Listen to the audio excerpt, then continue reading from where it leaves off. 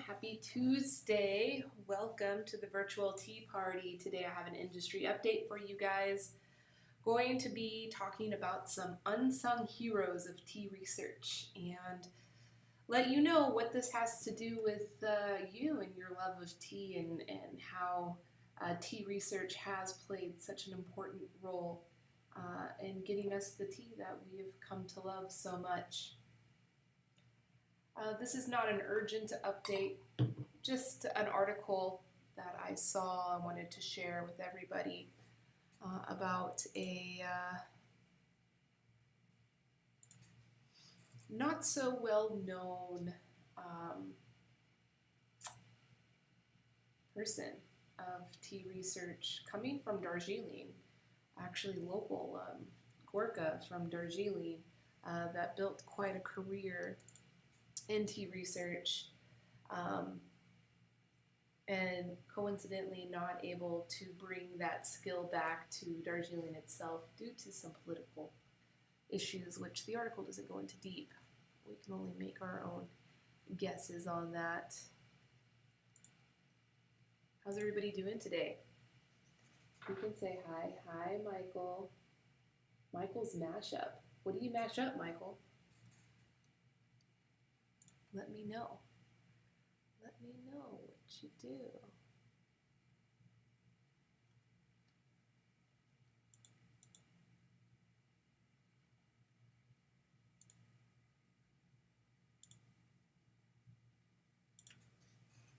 Baking.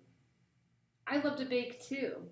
I'm a food scientist, so baking and love for baking just comes by default with my love of food. Do you ever bake with matcha or with other forms of tea? Yeah. I don't know what's going on here. I'll write a post. Here we go. Yeah, I like to bake with matcha. We do a lot of matcha here, so I have a lot of matcha hanging out. I like to get really creative with it. I found that matcha and durian is probably my favorite kind of combo of flavors there. The aroma and then the texture and all of that from the matcha really plays well with the durian. All right, let me just update the chat. Feel free to chat, ask questions. I am always happy to answer a question if I can. All right, so today's feature is on this gentleman who has recently passed away. He passed away on July 30th, so just a few weeks ago. His name was Dr. M.B. Tamang. Dr. Tamang. And the reason why I found this article so interesting, or just the whole story so interesting, and why I wanted to kind of dive deeper into his story and into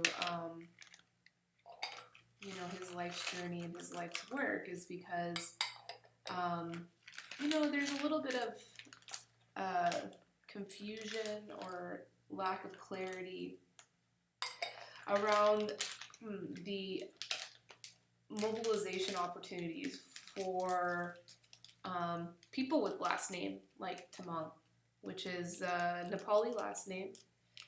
He's from Darjeeling. He grew up in the tea fields and among that community, but then was able to graduate to a position of leadership within the tea industry. Of course, not within the West Bengal tea industry or the Darjeeling tea industry, but within the Indian tea industry, specifically Assam. So anyway, I'm going to read this article and we can get to know a little bit about his story and his journey. All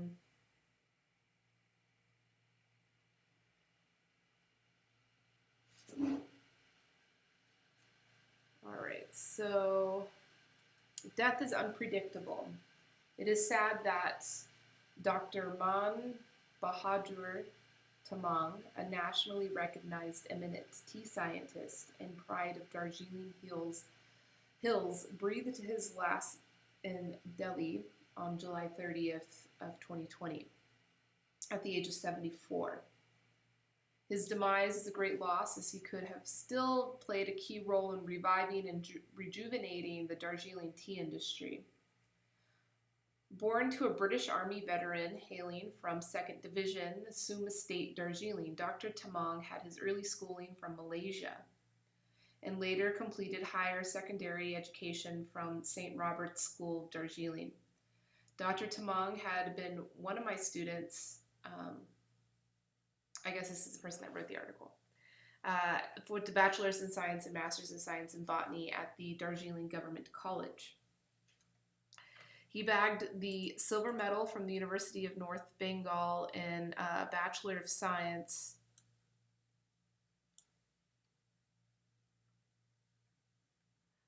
as a tea research assistant. Oh, I'm sorry. Though tea was outside the syllabus, science teaching provides some sort of platform to broaden his outlook and showcase his hidden talents in botanical science study. After completing his Bachelor in Science, which he got honors in botany, he was absorbed as a tea research assistant at the Colonial Proving Station at Jing Tea Estate in Darjeeling, one of the research wings of the Toklai Tea Experiment Station, Jorhat, Assam. Here he lost no time to do a marvel. By using his own scientific skill that was still in the budding stage, he tripled the quantity of annual yield of plucked tea. The news spread like wildfire and created a stir among official circles and the public. I wonder how he did that. He tripled the quantity of annual yield of plucked tea. It's pretty incredible. Maybe I'll do some research and find out how that was done. He was immediately picked by the Toklai Tea Experimental Station with a higher post at Jorhat, where he was able to continue his research program. And that tea research center is still existing. It's the oldest tea research center in the world, actually.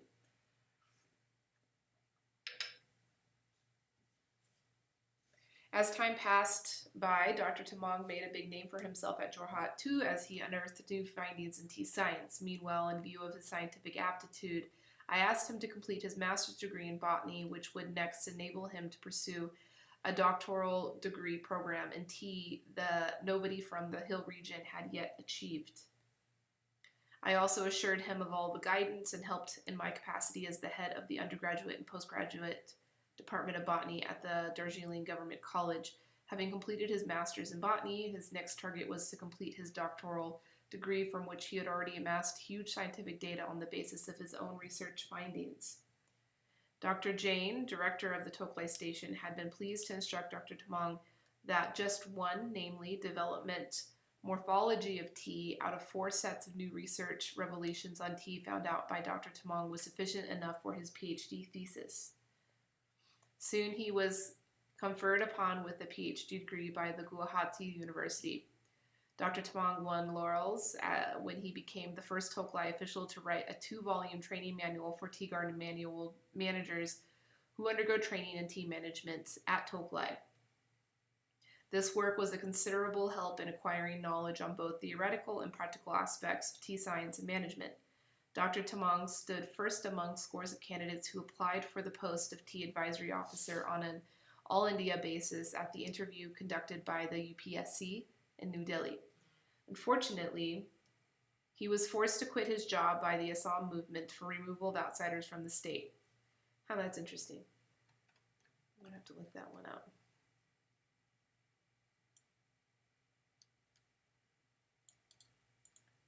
Around 1984, the CSIR New Delhi requisitioned his services as a tea scientist in expanding tea cultivation in Palampur district of Himachal Pradesh. The Aileen Kangra tea gardens got new lease of life under his able supervision.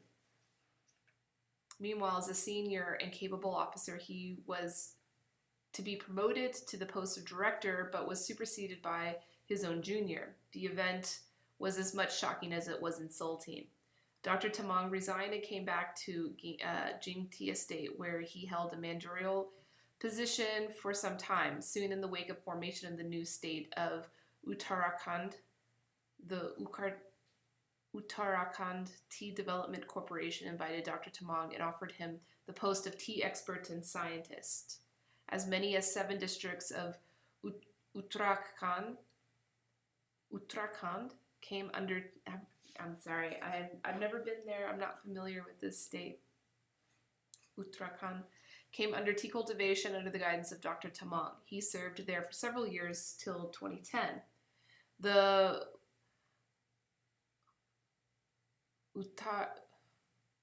Uttarakhand government wanted Dr. Tamang, that's interesting, it was misspelled up here, to continue indefinitely, but time was right for him to return to Darjeeling for domestic compulsions.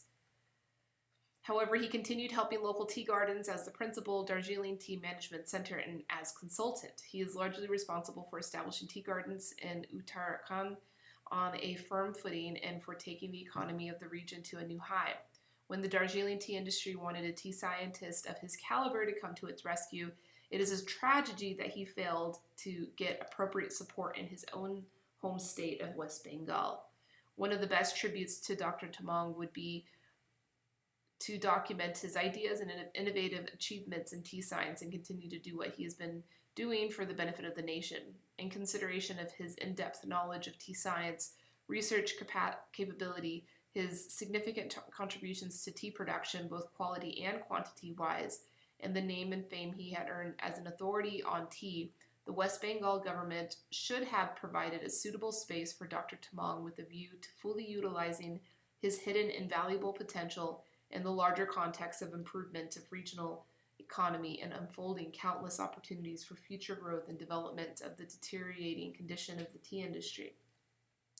As the quality and quantity of tea continue to decline in the one hand, and there is a consistent increasing demand for the world-famous Darjeeling tea on the other, Darjeeling tea industry also holds enormous career opportunities for the Hills youths. Dr. Tamang is survived by his wife and 2 sons, and elder one is a senior officer in the Indian Air Force. So yeah, that was just an interesting story about, somebody that we don't hear much about, and about some politics that we don't get to hear much about. So just a little update on the state of the Toklai Tea Research Center, which is, where Dr. Tamang had acquired a lot of his experience and his networks, and really a lot of the tea industry revolves around the research that occurs at the Toklai Research Center in Jorhat, Assam. And over the past year or so, there's been a lot of rumors circulating about the financial health of that research center and what we should expect to see from them as far as potential shutdowns. Obviously, with the pandemic going on, I'm absolutely sure that the research center is shut down because people can't even move. They can't even really leave their homes yet. They're still in the middle of dealing with the pandemic there. But prior to the pandemic, there were a lot of rumors circulating about, the future of the research center. But I did find an interesting article about, and this was at the beginning of the pandemic, some report coming from, so it says a 5-member team of experts visited Toklai Tea Research Institute in eastern Assam's Jorhat. The team took stock of research done in the oldest tea research institute in the world for the past 10 years and suggested the way forward. So this is always exciting when you see, what do the findings of the research mean for the industry itself? And this is oftentimes an issue in academia, is the effectiveness of researchers to not only research what's relevant, what are the things we actually do need to learn. And so in the case of Dr. Tamang, it seemed that he was so highly regarded because his research was extremely connected to the industry, to concerns and issues in the industry, and coming up with solutions for those problems, such as yields and mechanization and quality control. A lot of times in academia, you will see yeah, a lot of things being researched and looked upon that maybe aren't relevant to what's needed in the actual industry. So yeah, it's always good to see information being digested, for the use in the real world. The team was constituted as per the direction of the Guwahati High Court to look into the functioning of the Tokulai Tea Research Institute with regard to research and development work and provide recommendations. Former Vice Chancellor of Assam Agricultural University, K.M. Budar Barua, one of the experts, said that they have arrived on Monday and had taken stock of research activities. We have taken stock of the research and development work of Tokulai in the past 10 years and have given our recommendations on future developments and research, and also as how to convert tea farming into organic farming, he said. And that's cool. That's cool that that's like the first thing is the priority of how to convert to organic, because it's a big issue. The other 4 members of the team comprised former Vice Chancellor of Dibrugarh University, retired professor, and a former director of the Institute of Advanced Studies. Tokulai had been hit by a severe financial crunch since past few years, with serving and even retiring employees staging protests several times. So yeah, this is related to those rumors that had circulated. So there was actual, protesting going on. People weren't too happy about ending this research, because the research is really important.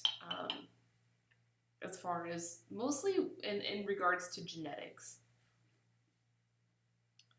I actually went to Tokulai last year, and I'm going to use the rest of my time now to, share some stories. It's photo time, photo sharing story time. Yeah, if you're on Instagram, maybe you can't see it.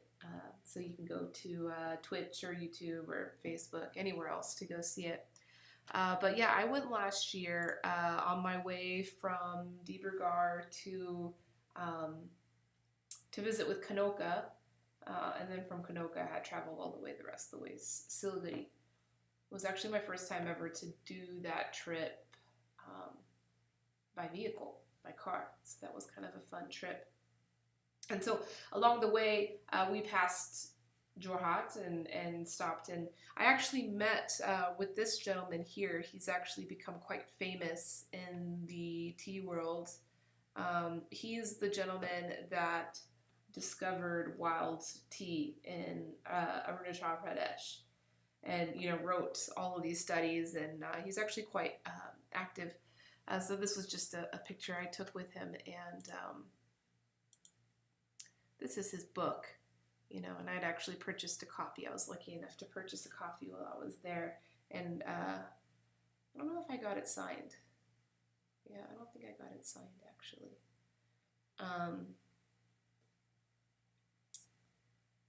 So yeah, it's just about the tea industry.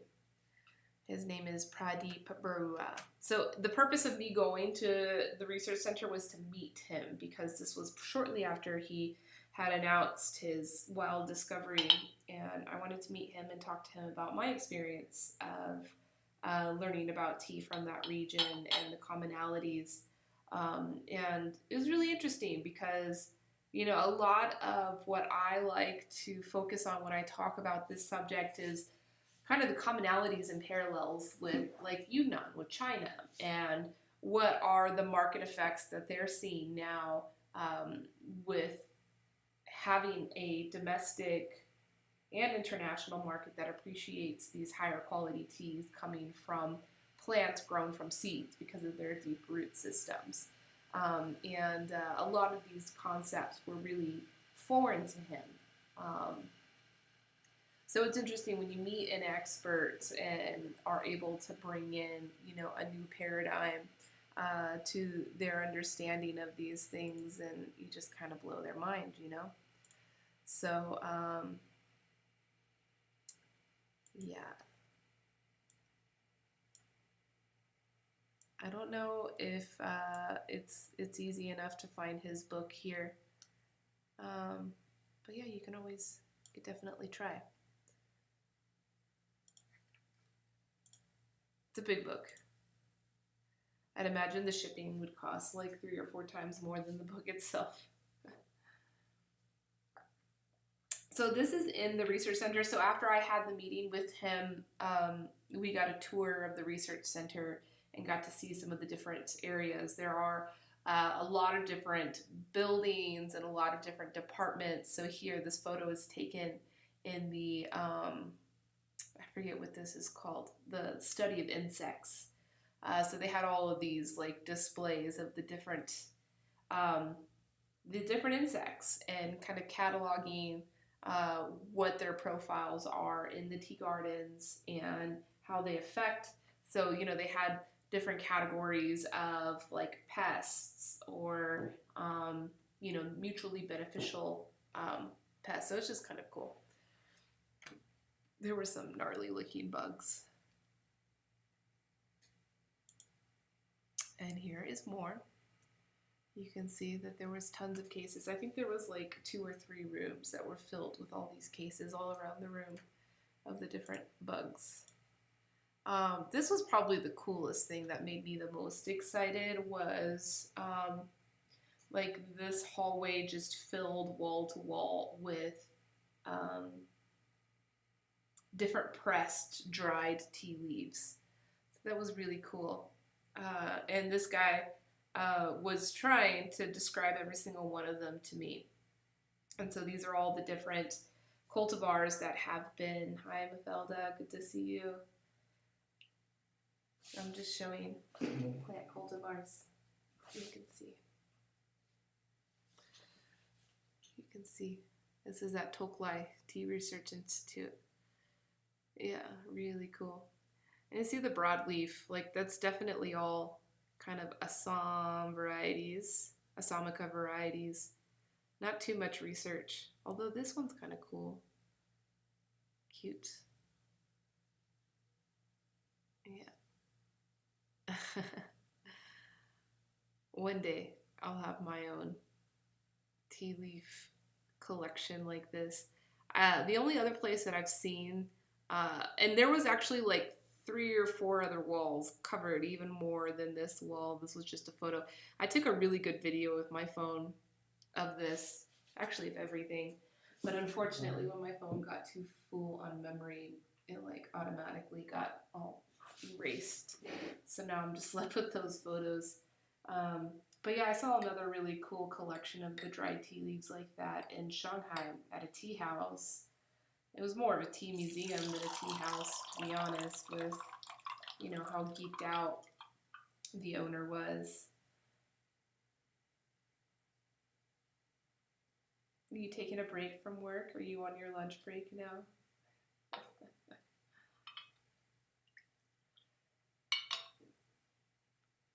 Cheers to your hard work.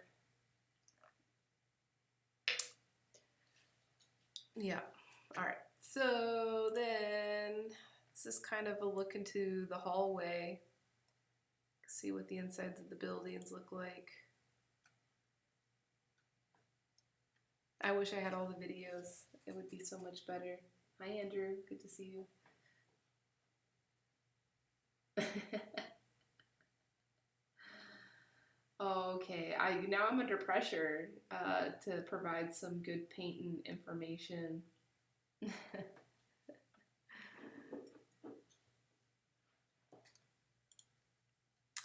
Oh, always with the selfies. So this photo with this plant is the oldest mother plant. I don't know if that claim can be made. Now, Jorhat Research Center is most definitely the longest running, oldest established tea research center in the world. That is known. Because the Taiwan Tea Research Center, which is another very important, influential one, that one came a couple decades after, when the Japanese had colonized Taiwan and brought, you know, their kaizen to the tea industry there. But this mother plant, let's see if I can This is a mother plant of TV1. Let's see if I can pull up some info on that, when that was actually, because I can't read this. Oh, it is. You can see it. Maybe it's in the next photo. Tissue culture. Oh, I wanted to go over that later too. No. Okay, so TV1. Dang it.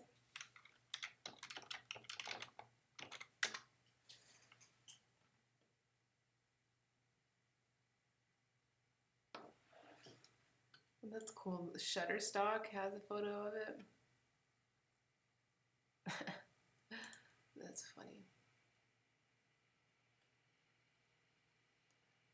I'm trying to get the exact year that it was developed.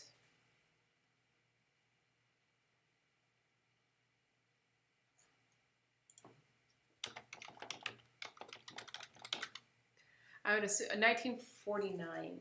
So it's Mother Bush from 1949. 31 Tokli vegetative. So that's what TV is. Tokli vegetative clones started producing in 1949, which is 31 Tokli. So that wasn't even their first. It's the most famous, and it's the oldest mother plant that they had at the research center. And that's why I took a selfie with it, because they told me it was the oldest one. So I was like, all right, I need that. But yeah, I guess it's only from 1949, which definitely wasn't the beginning of the research center. So, you know, that's interesting and really shows the amount of patience that's needed in doing this genetics work. You know, and so tea planters that come along and just assume that they can just plant some seeds or plant some clones of whatever. Oh, I got these seeds from Nepal, I'm just going to plant them all in. They may grow. You know, there are some other conditions in your soil that are much more important, even beyond any variety or other things, pH and just the condition of the soil, the nutrient condition, as well as the flow, the water flow, the drainage. So that's why like sandy soils tend to do better, because it allows the drainage of the water.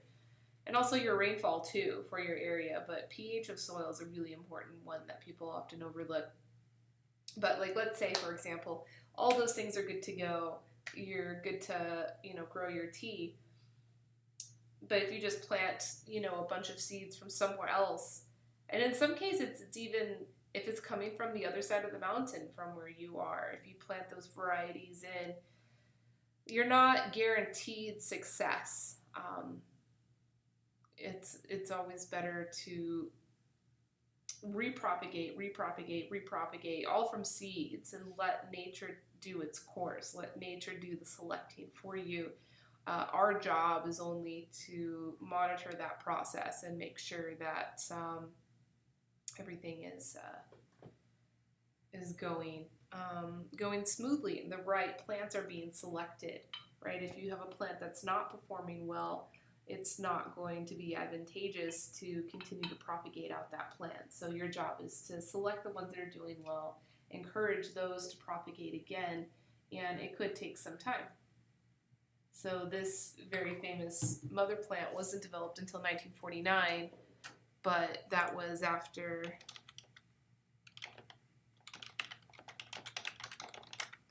the research center had already been developed since 1911. So that was almost 40 years. 11 to 49. I mean, it's 38 years it took for them to develop that, you know, main mother plant that's become like the most dominant mother plant that they work with.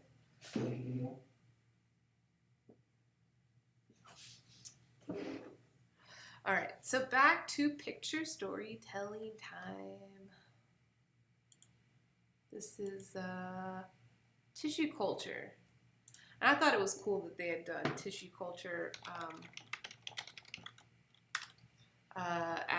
at this research center. You know, I had always thought that all propagation was, you know, the very simple rooting of just cutting off and rooting out that.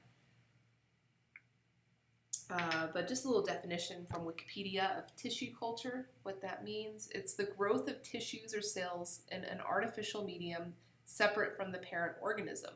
This technique is also called micropropagation. Tissue culture commonly refers to the culture of animal cells and tissues, with the more specific term of plant tissue culture being used for plants. Okay, so let's see specifically for tea. That's cool. Read an article here. Tissue culture technology, which is currently used widely in plants such as orchid and banana, can soon be used for growing tea plantlets. The Toklai Tea Research Institute claims to have achieved a breakthrough in making use of the tissue culture technology for commercial micropropagation of tea plantlets at a reasonable price and much faster than conventional methods. So yeah, that's what I've always heard from.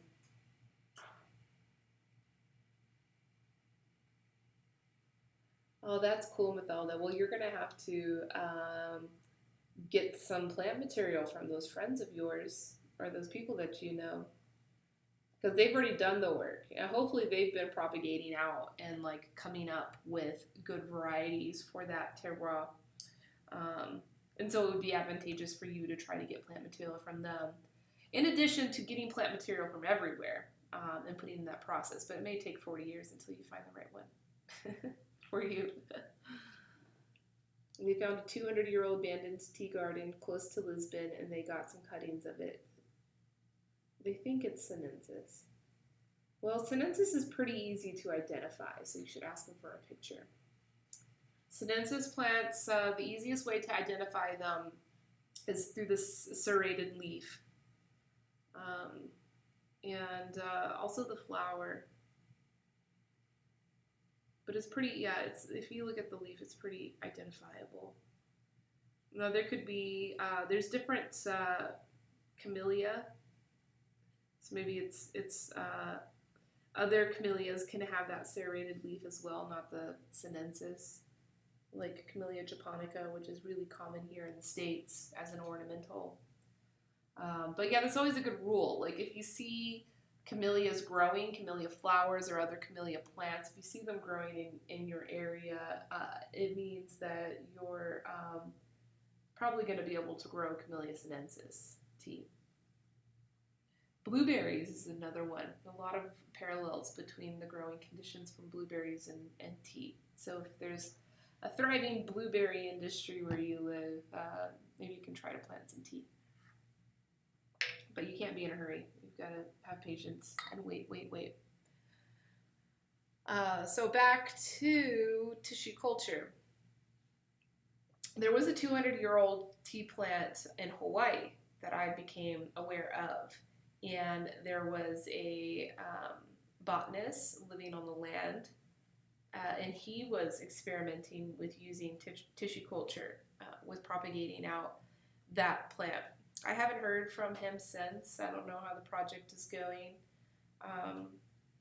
But it's always hard, unless you have like an innate passion for putting in the work and investing in the time and the money to develop these projects. It's really hard to keep them sustainable because, yeah, it's a lot of work and a lot of things you gotta buy and support with potentially never having an economic opportunity from it, because not only do you have to plant the stuff out and propagate it out, but then once you harvest it, you got to become a tea master to actually make some real money to support what you're doing. It says micropropagation essentially means reproduction of plants by growing plantlets in tissue culture and then planting them out. The conventional tea plant multiplication methods happen either through germinating seed or vegetative nodal cuttings. That's what it's called. That's a technical term. Nodal cuttings. Neither method is able to meet the mounting demand for tea gardens for good planting materials. Tissue culture has the potential to generate a large number of plantlets within a short time from single cell or tissue or explants, plant parts, says a press statement issued by Toklai. Panita Hazarika, a scientist at TRA Toklai, recently demonstrated that the tissue culture technology can be used for commercial micropropagation of tea plantlets at a reasonable cost and much faster than the conventional methods. A true tissue culture tea plants that were transferred from the flasked field have completed 1 year of luxuriant growth and received the first prune in January this year. It throws up the possibility of a complete transformation of the entire supply chain management of tea planting materials in the near future.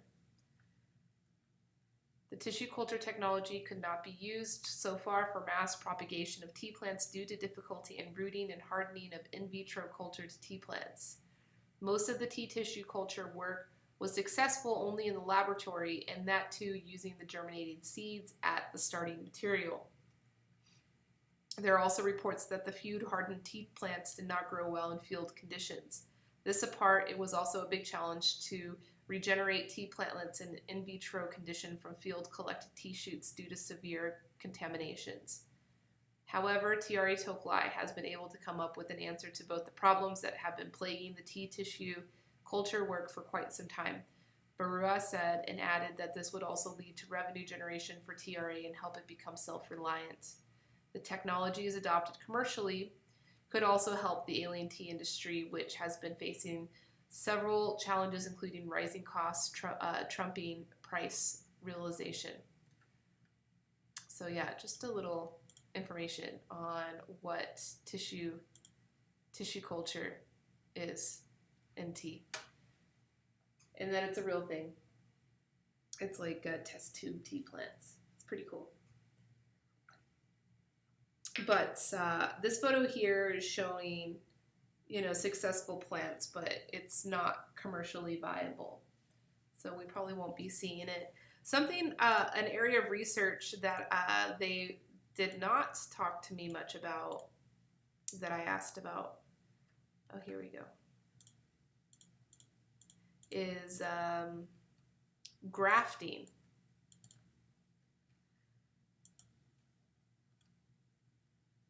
You can see this.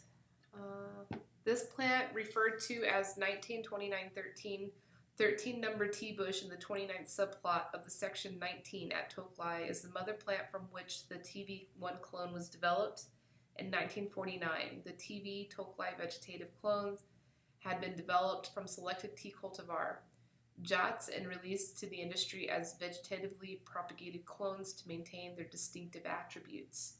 The plant 1929-13, which is an Assam China hybrid, was raised from seeds collected from Sinamara Tea Estate in 1918 by Mrs. A.C. Tungstall, who was the wife of the then Chief Scientist Officer of Toklai Experimental Research Station.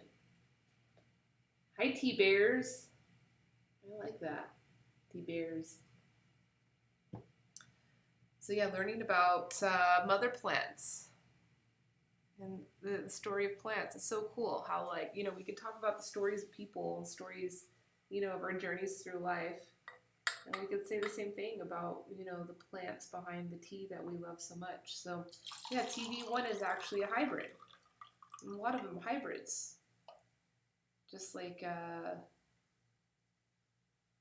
what is that? The other cultivar we all love, Ruby 18.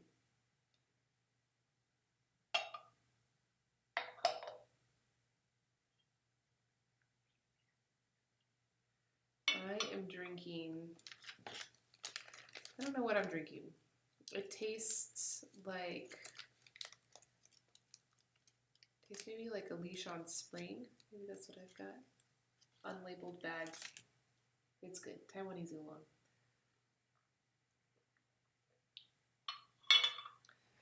So yeah, there's a video here I'm going to play.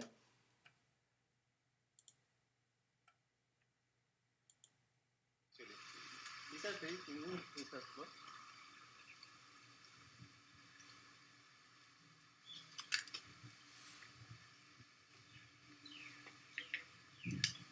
All the different varieties. Actually, main research plots are away from here. 3-4 kilometers away from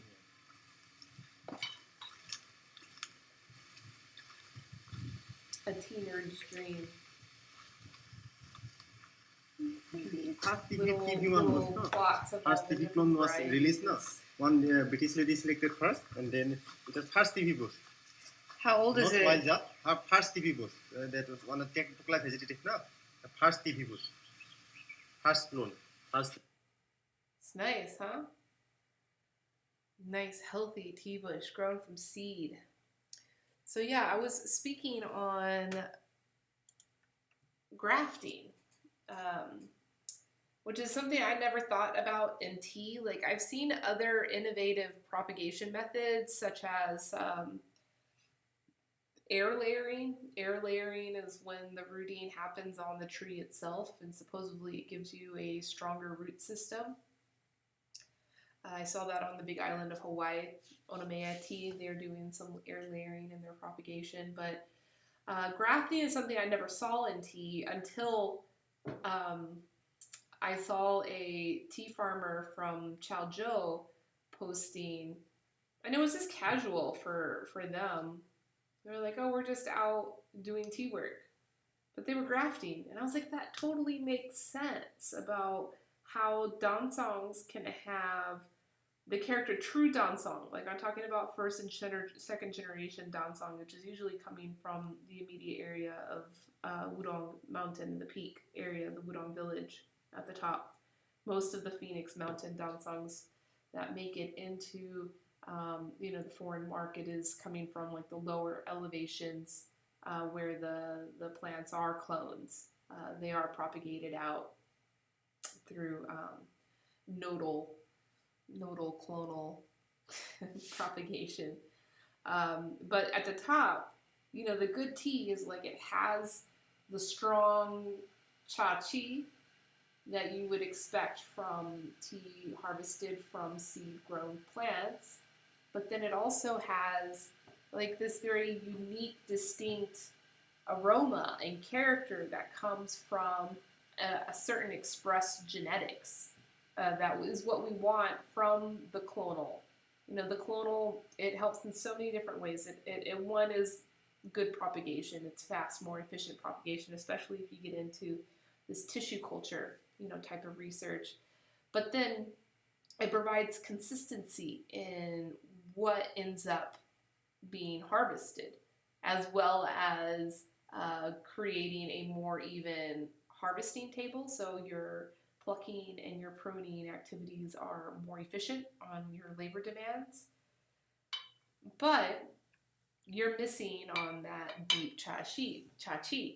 And so grafting, in theory, would be the ideal solution. I never heard of it, and then I saw people doing that in Wudong Village, and I was like, oh, that makes perfect sense. So the trees themselves could potentially be there for hundreds of years, but they continuously are pruned every year, to help with their production.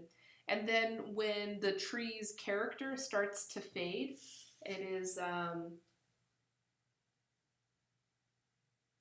you said you heard Camellia sinensis versus Java was used a lot in grafting. I'll have to research that. A long time ago. Yeah, I want to research that. I want to learn all this kind of stuff, So then the last time I was in Nanoshan, I was talking with our partners there. We're there with that Sohan from West China Tea Company. And I was telling Sohan about grafting. He never heard about it. And it was such a coincidence because we were just kind of on a little mild hike and passed by some old tea bushes or old tea trees, and there was plastic wrapped on it, and I was like, hey, that's what grafting is. Usually they wrap plastic, and I went to go look at it in more detail, and there was most definitely grafting going on. So, due to climate change issues, due to just the age of the plant, sometimes the character is not what you want it to be. So you want to change the character. Instead of having to grow a whole new rootstock, you've already put in all the time, potentially hundreds of years, into growing this very strong rootstock of the plant that already exists. You can actually cut off branches or augment branches with cuttings of the variety that you do want. So it's possible that you could have this huge tea tree and have different sections of the tree expressing different varieties. Um, and all of those varieties are going to grow and shoot, with the character of that variety you selected, but being supported by this very strong rootstock that could provide that chachi um, that is known in very high quality teas. So yeah, I told Glide they had not thought about that. I said, okay, that's something, worth it. I mean, they don't have a whole lot of research on seed grown plants in general, just because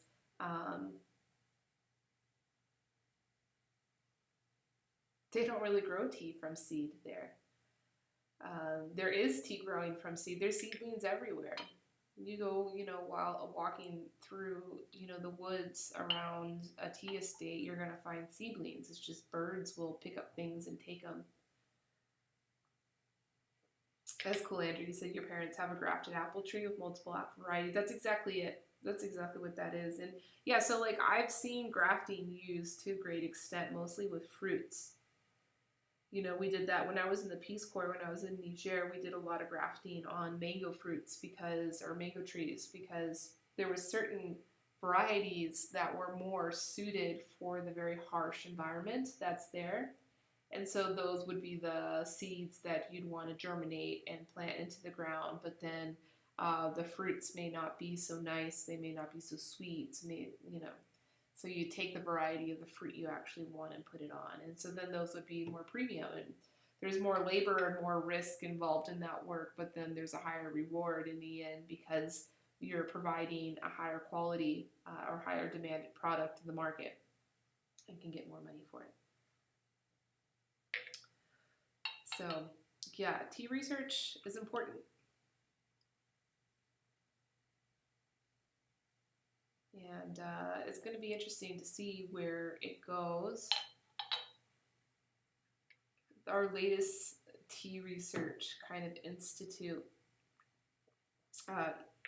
is actually right here in the United States. It's not a proper institute like what you see in like India or Taiwan. Or even in China. There are some tea research institute in China. I think in China there's actually like several developed university programs focused around tea. I don't think India has really caught up to that yet. There are some like trade school certifications that are focused on tea. And actually, yeah, no, I went to Deepagar University. They had a proper tea program there. But UC Davis has actually launched a very cool tea research program that's multidisciplinary, which is unique. We don't, like this Tea Research Institute of Jorhat is very like botany focused. It's very focused on genetics, very focused on, transferring knowledge out into the industry in regards to the actual cultivation, and very minimally on production, on quality production, on marketing, on business. But UC Davis, their approach has been very multi-department. So there's definitely a heavy influence from the botany department as well as the food science department. And UC Davis does have one of the most elite agriculture departments in the whole world, actually. So I'm very grateful to be having them bringing their experience and knowledge to tea research. But then there's also like social sciences that are involved as well. So the woman that started the whole program, Dr. Catherine Bennett, she is actually a Chinese history. She's in the history department, and her work is looking at Chinese teaware, Chinese pottery.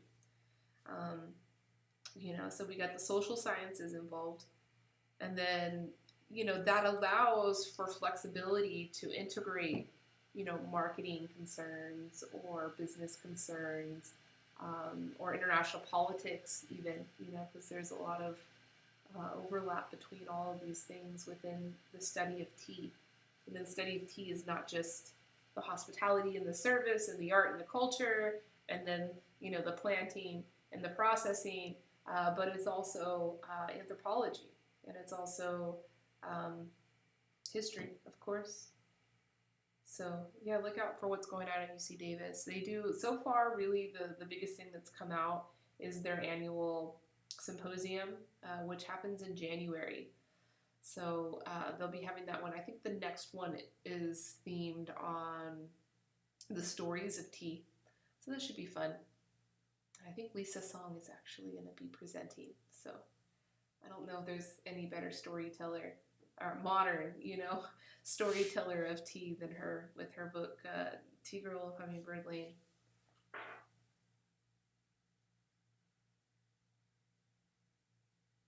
Aww. Yeah, Mathilda, I'd like to help you with that. I don't know what kind of great help I'd be, but there's always resources to be shared. I just want to go to Portugal. I gotta go find my partner. Maybe Portugal would be a good place to go find. Someone told me Spain, Basque country. Never been there, but I heard it's beautiful.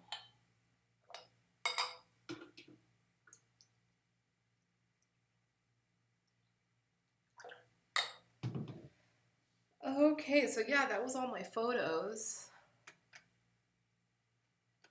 Let's see, nothing here.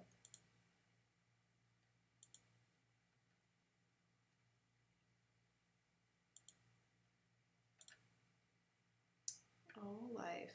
I've been getting really into streaming, and yeah, it's pretty cool. I'm glad to be a part of this movement. I want to get better at it. More engaging, more fun. Someone said I need more music, which, I don't know. I have a lot of musician friends that, I'd love to bring in and we could do some like streaming stuff together. But I haven't opened up the doors to my space just yet. So I'm still kind of holding off on that. But maybe that's what I need to kick everything up a couple of extra notches.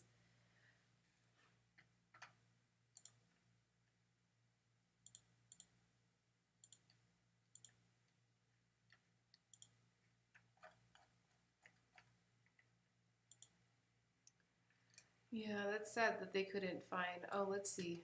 I want to look at grafting tea trees.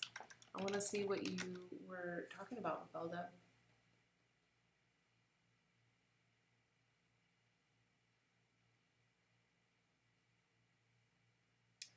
It says the grafting and propagation of tea plant has been thought to be worthless to practice for its difficulties. The reason why the grafting is so difficult is concluded that the tea plant has high tannin content, compact stem tissue, and delaying callus formation.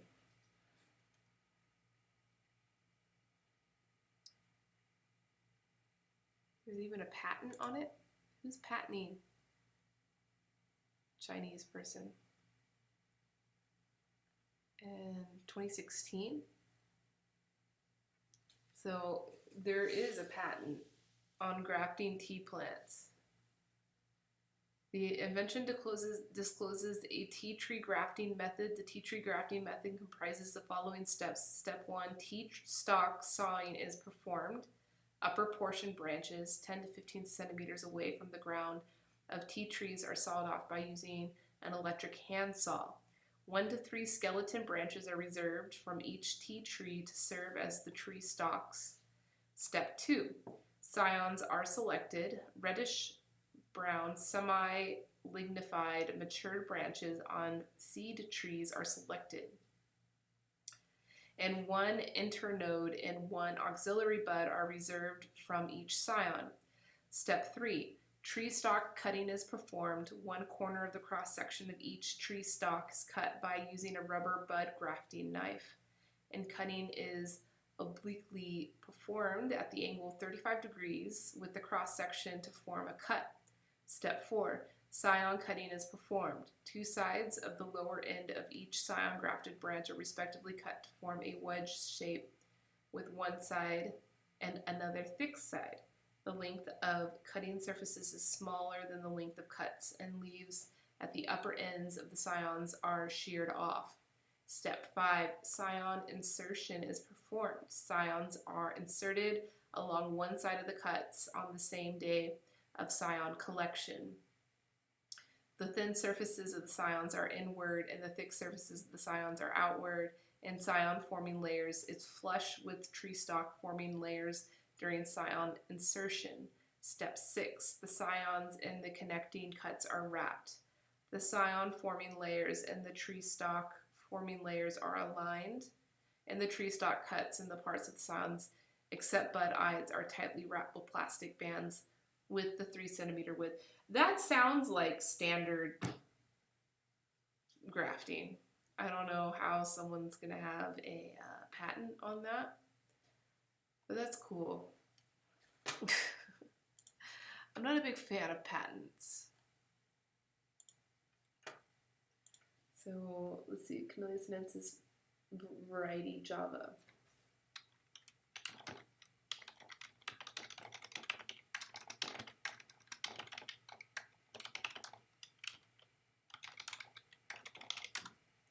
See if I get any.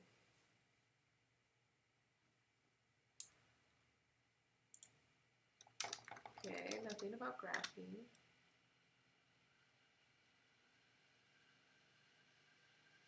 Cambodia, Java tea. I never heard of that. That's cool. Oh, that's cool. There's a whole paper on this, on the grafting. This is written by some Japanese.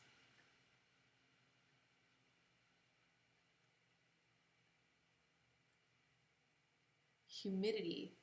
Grafting could succeed with covering the scion by polyethylene bag after the operation. The most suitable season for grafting is early spring, and the best scion is the young part of the tea shoot. The growth after operation is so vigorous, and the flowering begins in that year or the next year. Vigorous growth is also useful for cutting propagation. The grafting affinity between stalk and the scion is much or less observed. Hikatsugi, crown grafting, may be the most reasonable method. This investigation obtained the method of tea plant grafting and shows vigorous growth and promotion of the flowering. It will be a very efficient technique for tea plant breeding. Can I download this document? Yes. I love free, oh, but it's all in Japanese. Well, that's good. Yeah, I was gonna say I love free academic peer-reviewed articles, but when they're in Japanese, it's kind of hard. There's no translation.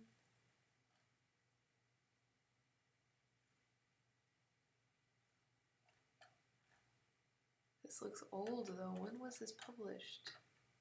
1960. Dang. Oh, I wish I could read this.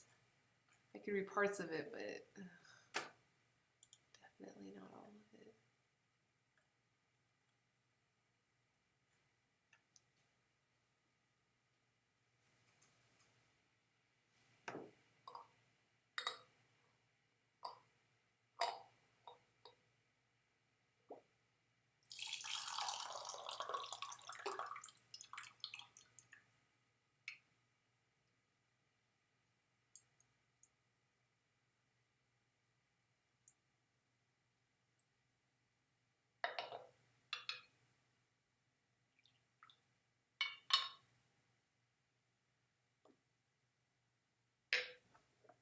Yep.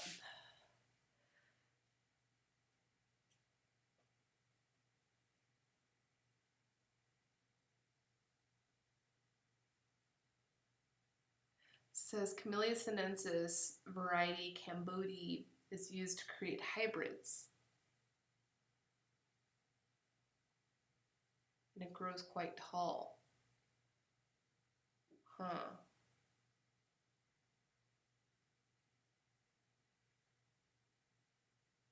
So what they would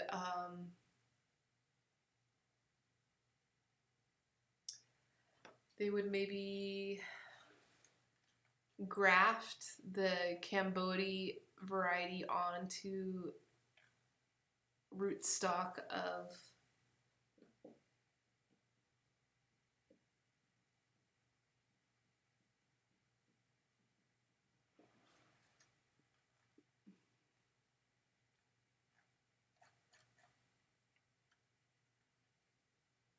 this is an interesting article. Who is this person?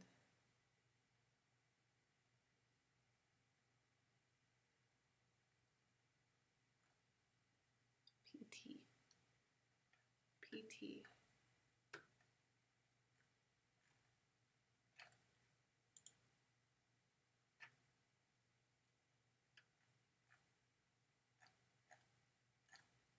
That's interesting. Cool, but that doesn't answer my question.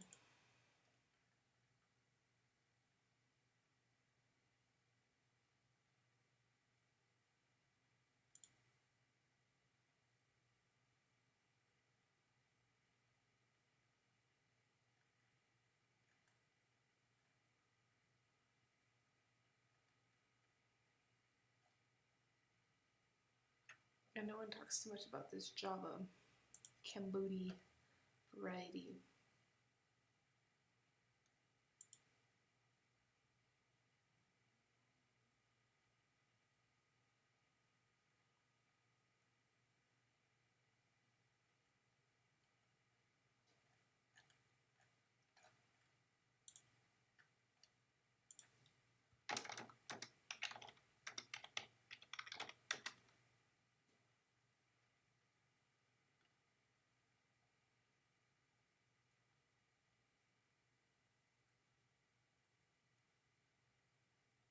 Yeah, it's just used for creating new varieties. But I'm not saying anything about grafting. And I don't think grafting is, the purpose of grafting is for creating new genetics. It's a way of putting known genetics onto an established rootstock.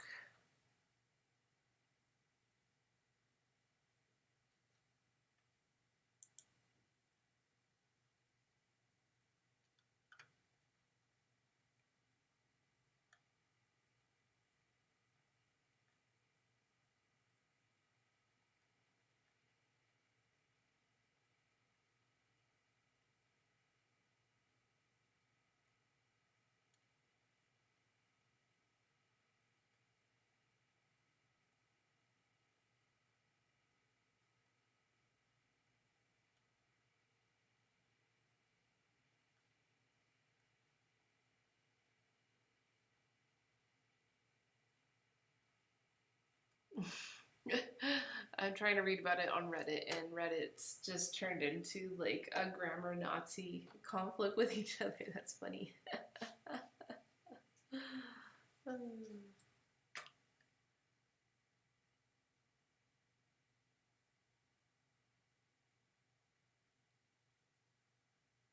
Yep. All right. I guess I'm not going to be. Oh, Eric Scott. If you're watching this now, hey, what's up, man? Talking about an unsung tea researcher. Eric, thank you for your service, helping us learn more about tea.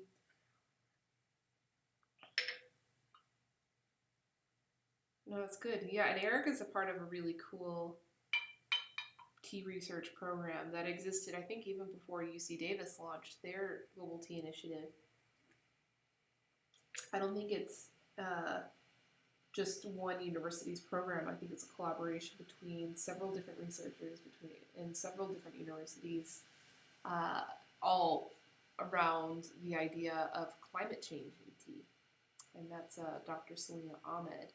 She's been doing a lot of work of looking at quality effects climate change has had on tea, which we're going through right now with all the crazy rains and everything going on in China and India. Definitely going to see an effect on the quality and then the market effect on that as well, which the pandemic is going to be adding even more pressure on that end.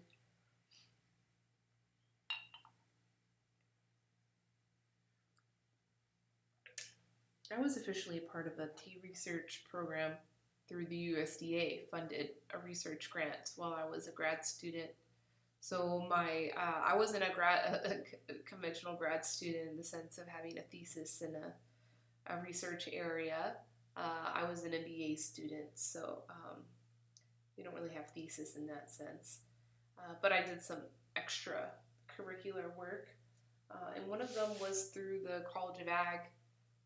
They had USDA grant money. It was like the final end of a research grant for Hawaii grown tea, and they wanted to know the market feasibility for Hawaii grown tea. Like, what is it going to take for a farmer to get involved in this industry, and what does the market need to do to support that industry?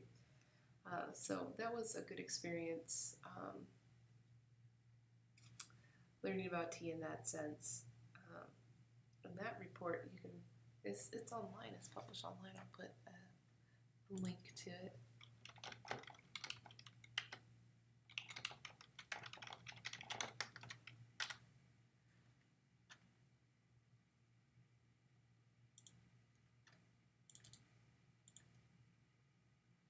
If you feel so inclined, you can see at this link. It's just a short report. We had written originally a much larger, deeper report, but it got condensed down to that short thing.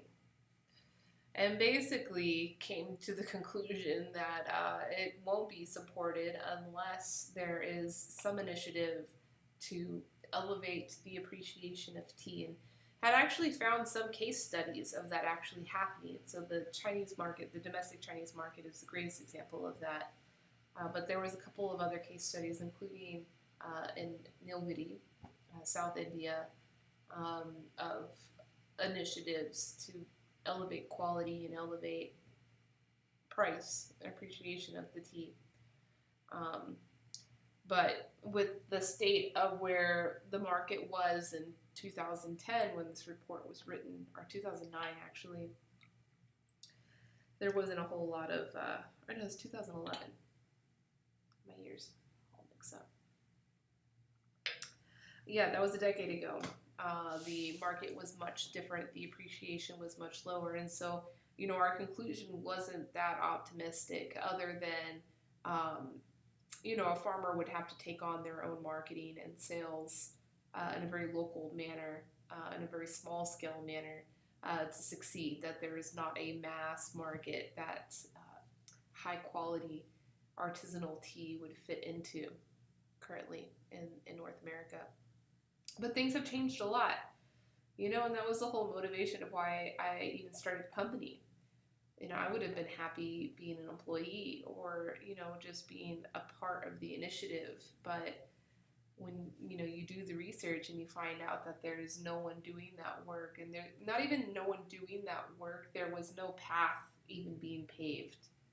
And if there were people that wanted to put in the work of paving that path, there was no platform for them to go anywhere beyond a niche blogger or a niche small scale, enthusiast. But it's great now, that there is a platform, and this is it.